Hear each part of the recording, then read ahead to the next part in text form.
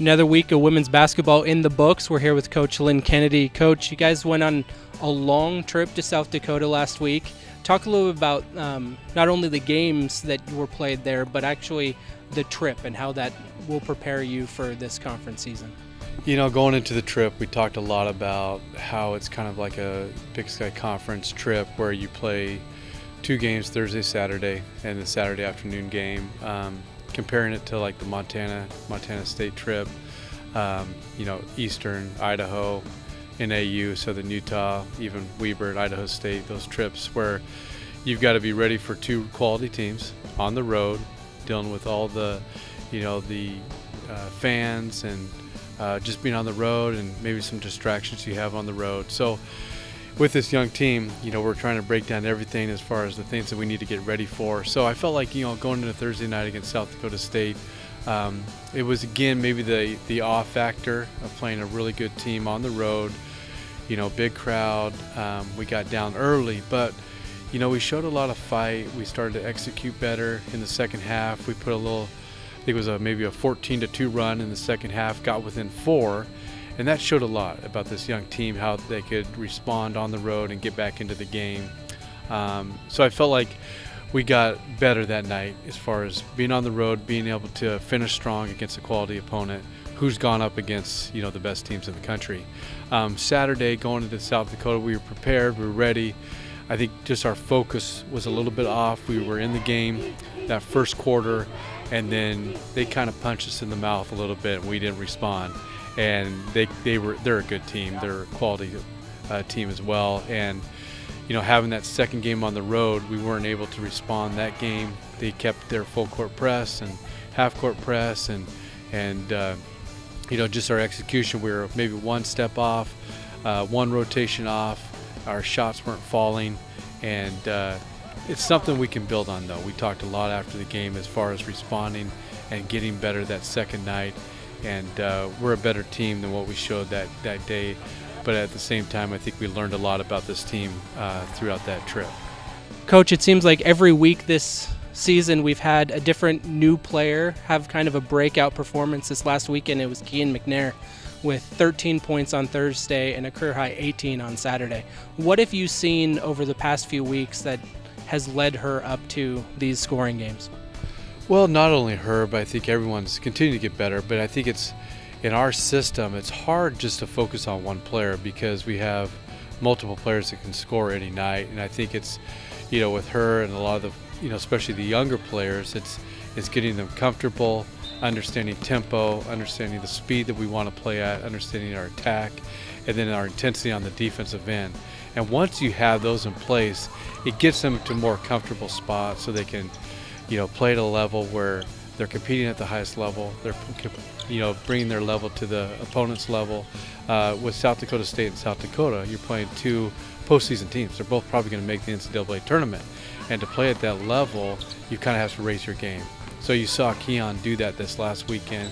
We saw Michaela and Corey and Pia and all the freshmen kind of step up and played at that highest level.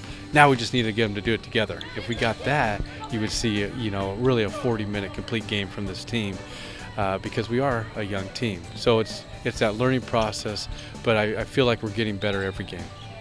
The non-conference slate for the Vikings is coming to a close as the Vikings have 4 games over 9 days over the next coming weeks, starting with Corban this Saturday. Coach, talk a little bit about the Warriors and what you've seen from them in the past, having faced them over the past few years, and then what you've seen from them this year. Well, Corban's a well-coached team, and they execute. They can play full-court defense. They can play half-court defense. They probably have one of the better guards in the NAI, Lowry, who's able to get her shot at any time. She can step out to 3. She can attack. She's kind of the catalyst for their team. If she goes, the team goes. But they got some really good shooters as well on the outside. Julia Young, she's stepped up this year and kind of provided a spark for them on the outside and be able to knock down shots. So it's a quality opponent. I mean, you're getting one of the better NAIA teams again for us. So it's, going into that, it's our preparation's got to be about ourselves and how we're executing, how we're playing defense, and just our mental approach to Saturday. And if our intensity is going to step up and we're going to have that effort.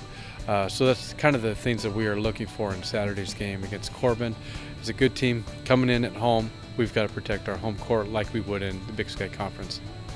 Following Saturday's game against Corban, the Vikings are once again at home here at the Peter W. Stott Center against University of Seattle before heading to Matthew Knight Arena in Eugene to take on the Oregon Ducks. Coach, talk about both of those teams and kind of seeing this escalating talent level over the next couple weeks. Well, Seattle U is kind of a Jekyll and Hyde team. They've beat Montana on the road, but then lost to Montana State. They were up, against Idaho State by 16, and then they lost by, I think they're up by 19, lost by 16. So you've seen a couple different teams, with Seattle U. They're very athletic. They've got one of the best post players in the West Coast. She can score at will. We will have our hands full. And then they've got people that can attack from the outside too. So for us, it's similar to our team in where they're athletic, they can finish, they can get out on the fast break, but they can slow it down in tempo control and play half-court game as well and really look at their inside game. So, for us, it will be another good non-conference game for us getting ready for our conference season. Oregon, they've turned the corner. I mean, last year I think it was one of those years, a transition year for Coach Graves, and he's done it at Gonzaga. He's going to do it at Oregon, and they've kind of turned that corner. He's got his players in there now. You can see the difference in their team. I mean, they're playing with more effort. They're playing physical team. I kind of reminded our team a little bit about the South Dakota game. It'll be like Oregon because South Dakota played physical, they were strong, they rebounded, they executed, and those teams are hard to play, but it also helps us as a young team. But they've got players that can finish on the outside, they got players that can score inside. Probably his most complete team in the past few years that he's had, even at Gonzaga, that he has at Oregon now. So I think they're undefeated up until this point, so that'll be a really good test for us to see if we can step up, especially after last weekend playing postseason teams, to see how we respond at Oregon. So we're looking forward to next week to see kind of how far we can get as far as this non-conference season and pushing ourselves to that next level. Final game of the non-conference schedule is at home again against Cal State Northridge. What have you seen from them this season? Well, Cal State Northridge is similar to us. They're a very young team. They're trying to find their way a little bit, kind of like we are right now. They haven't had the start. They've had some really good teams the last couple of years. Coach Flowers has done a great job with their team, building it up. And last year was, I think, their first time in the postseason. So now coming back, they're a young team. They need to, just watching them on tape a little bit, one night they'll have a good inside game, the next night they'll have a good outside game, but they haven't got the combination of both yet. Now, if they do that, they're a really scary team because they have both pieces as far as inside out to make a complete team. But right now, they haven't put it all together. But we have to concentrate really on their post players. It seems like their post players have showed up more consistently than their guards.